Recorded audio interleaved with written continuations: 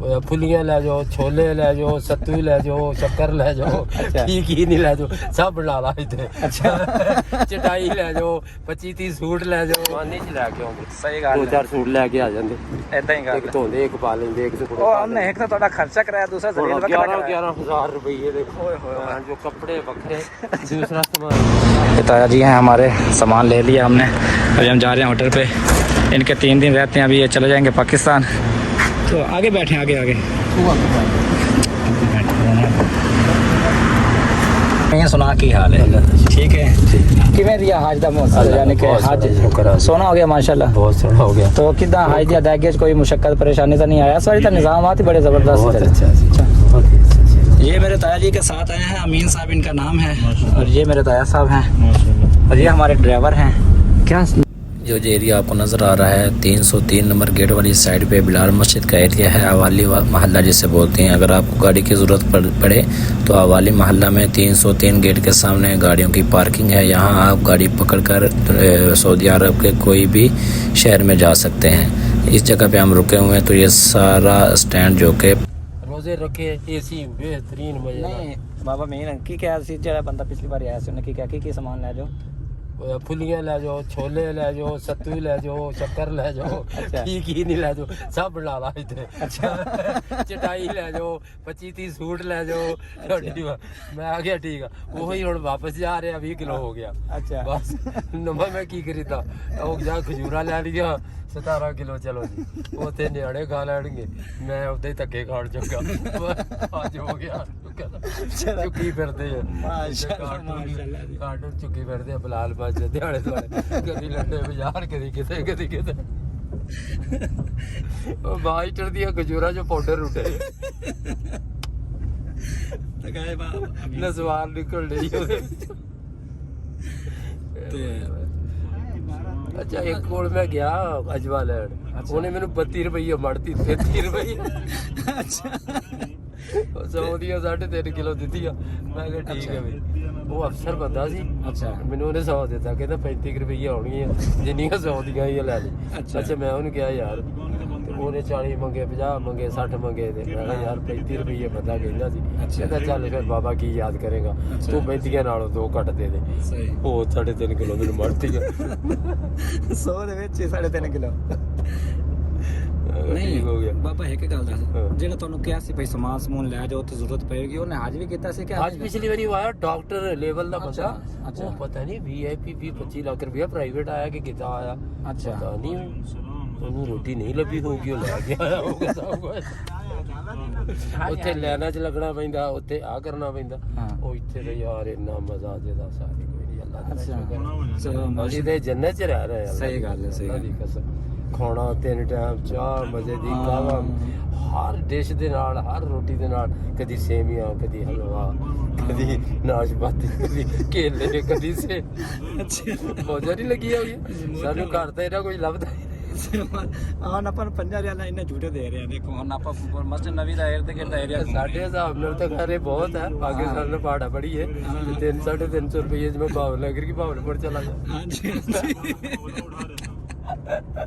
ਇਹਨਾਂ ਸਮਾਨ ਲਾ ਕੇ ਇਹਨੇ 5 ਕਿਲੋਮੀਟਰ ਦਾ 5 ਰੁਪਏ ਲਾ ਇਹ ਕਰੇ ਸਬਜ਼ੀ ਆ ਨਾ, ਫਿਰ ਠੀਕ ਹੈ ਯਾਰ, ਇੱਥੋਂ ਦੇ ਸਾਹਮਣੇ ਤਾਂ 5 ਰੁਪਏ ਹੀ ਆ। ਜੀ ਜੀ ਉਹ ਤਾਂ ਠੀਕ ਹੈ, ਕੁਝ ਵੀ ਨਹੀਂ, ਆਟੇ 'ਚ ਨਮਕ ਵੀ ਨਹੀਂਗਾ। ਕਿਉਂਕਿ ਤੁਸੀਂ ਇੱਥੇ ਕਮਾ ਰਹੇ 1000 ਕਮਾਉਂਦਾ, 15 ਕਮਾਉਂਦਾ, 2000। ਅਸੀਂ ਉੱਥੋਂ ਨਾਲ ਭਾੜਾ ਦੇਣਾ। ਇੱਕ ਦਿਨ ਗਏ ਅੱਡੇ ਤੇ, ਕਹਿੰਦਾ ਚਾਹ, ਅੱਛਾ ਜੀ, ਉਹ ਕਹਿੰਦਾ ਜੀ 10 ਰੁਪਏ। ਅੱਛਾ ਉਹ ਦੂਜਾ ਕਹਿੰਦਾ ਸੀ ਬਸ ਕੀ ਪੀਣੀ ਸੀ, 10 ਦੀ ਕੋਈ ਚਾਹ ਪੀਂਦਾ। ਉਹ ਪਾਕਿਸਤਾਨ ਦਾ ਹਿਸਾਬ ਨਾਲ ਤਾਂ 800 ਰੁਪਇਆ ਪੜ ਗਿਆ। ਅੱਛਾ ਛੱਡ ਕੇ ਪਰਾਂ ਤੁਰ ਪੈਣਾ। ਉਹ 10 ਰੁਪਏ ਰਿਹਾ ਚਾਹ ਤੇ ਮੰਗੀ ਕਢਾਈ ਨਾ ਕੱਪ। ਅੱਛਾ ਨਾ ਪੀਤੀ ਫਿਰ ਤੇ ਇੱਥੇ ਰੋਜ਼ 6-6 ਵਾਰੀ ਪੀ ਲਈਦੀ ਆ। ਹੁਣ ਤੂੰ ਚੱਲੇ ਨਾ ਚਾਹ ਪੀ ਜਾ, ਜੋ ਮਰਜ਼ੀ ਕਰੀ ਜਾ। ਨਾਲ ਮਹਿਮਾਨ ਵੀ ਸਾਡੇ ਰਾਜ ਦੇ ਚੌਧਰੀਆਂ ਦੇ 6-6 ਮਹਿਮਾਨ ਆਉਂਦੇ ਆ, ਉਹ ਹਾਜੀਆਂ ਦੇ ਤਾਂ ਹੀ ਖਾਣ ਦੇ। ਬਾਬਾ ਤੂੰ ਦੱਸਣਾ ਸੀ ਯਾਰ, ਪਿੱਛੇ ਉਤਰਨਾ ਸੀ। ਪਤਾ ਕਿੱਧਰ ਜਾ ਰਹੇ ਆ ਵੀ ਹੁਣ ਇਦਾਂ ਗੱਡੀ 'ਚ ਮੈਨੂੰ ਪਤਾ। ਚਲੋ ਫਿਰ ਉਤਾਰਦੇ ਆ। ਪਤਾ ਪੁੱਤ ਮੈਨੂੰ ਤਾਂ ਨਹੀਂ ਨਾ ਪਤਾ। ਮੇਰੀਆਂ ਸਾਰੀਆਂ ਦੱਸ ਦਿਨ ਚੌਧਰੀ ਮੇਰੇ ਨਾਲ ਲੜਦਾ। ਚੌਧਰੀ ਨਹੀਂ ਲੜਦਾ ਬਾਬਾ, ਇਹ ਤੇਰਾ ਵਲੌਗ ਚੜੇਗਾ ਨੈਟ ਤੇ ਇਨਸ਼ਾਅੱਲਾ। ਸੌਦੀਆ ਦਾ ਵਲੌਗ ਆ, ਤੇਰੇ ਲੋਕ ਦੇਖਣਗੇ ਇਨਸ਼ਾਅੱਲਾ। ਦੇਖਣਗੇ ਲੋਕੀ, ਮੈਨੂੰ ਅੱਲਾ ਕਰੇ। ਬਾਬਾ ਚੰਗੀਆਂ ਗੱਪਾਂ ਮਾਰੀ ਜਾਂਦਾ। ਉਹ ਤੂੰ ਦੇਰ ਦਾ ਇੰਨਾ 700 ਰੁਪਇਆ ਬਣ ਗਿਆ, ਉਹ ਵੀ ਦੇਣਾ ਆਪਾਂ। ਉਹ ਦੇ ਦਿਓ ਪੁੱਤ 10,000 ਹੁਣ ਤੇਰੇ ਹੁੰਦੇ ਕਿਹੜਾ ਉੱਥੇ ਕਮੀ ਹੈ ਕਮਾਉਣ ਡਿਆ ਤੂੰ ਇੱਥੋਂ ਅਸੀਂ ਤਾਂ ਦੁਆਵਾਂ ਹੀ ਦੇ ਸਕਦੇ 700 ਦੀਆਂ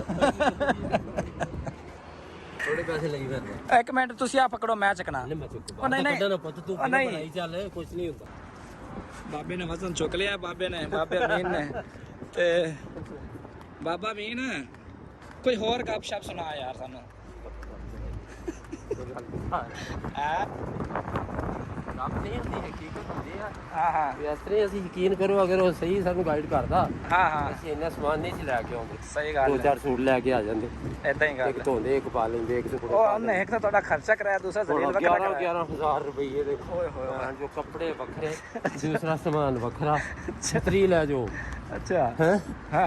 ਛਤਰੀਆਂ ਬੋਤਲਾਂ ਉਹ 800 ਦੀ ਆ ਗਈ ਛਤਰੀ 8000 ਦੀ ਆ ਗਈ ਹਾਂ ਹਾਂ ਉਹ ਬੜੇ ਸਮਾਨ ਉਹਨੇ ਖਰੀਦਿਆ ਯਾਰ 11,000 ਦਾ ਹੋਰ ਓਏ ਹੋਏ ਹੋਏ ਕੋਈ ਕੱਪੜੇ ਲੈ 5-6 ਸੂਟ ਅੱਛਾ। 25 ਕਪੇ ਮੈਂ ਤਾਂ ਫਿਰ ਵੀ 5-6 7 ਚ ਆ ਗਿਆ ਅੱਛਾ ਉਹਨਾਂ ਦੀਆਂ ਸਵਾਈਆਂ ਜੁੱਤੀਆਂ ਹਾਂ ਹਾਂ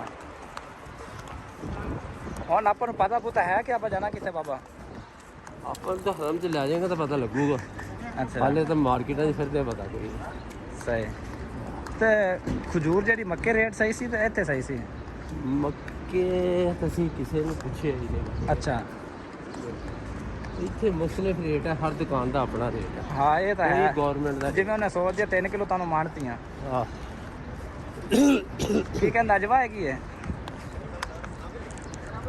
ਇਹ ਨਜਵਾ ਕਾਲੀ ਜੀ ਆ ਵਿੱਚੋਂ ਸਾਰੀ ਜਿਹੜੀ ਲਈ ਹੈ ਪਤਾ ਨਹੀਂ ਹੁਣ ਕੀ ਹੋਊਗਾ ਸਹੀ ਸਹੀ ਬਾਬੇ ਵਾਲੀ ਚੋਂ ਨਸਾਰ ਉੱਡਦੀ ਹੈ ਇਦਾਂ ਕਾਲੀ ਹੈ ਪਤਾ ਨਹੀਂ ਇਹ ਕੀ ਹੁਣ ਪੱਕੀ ਬਣੂਗੀ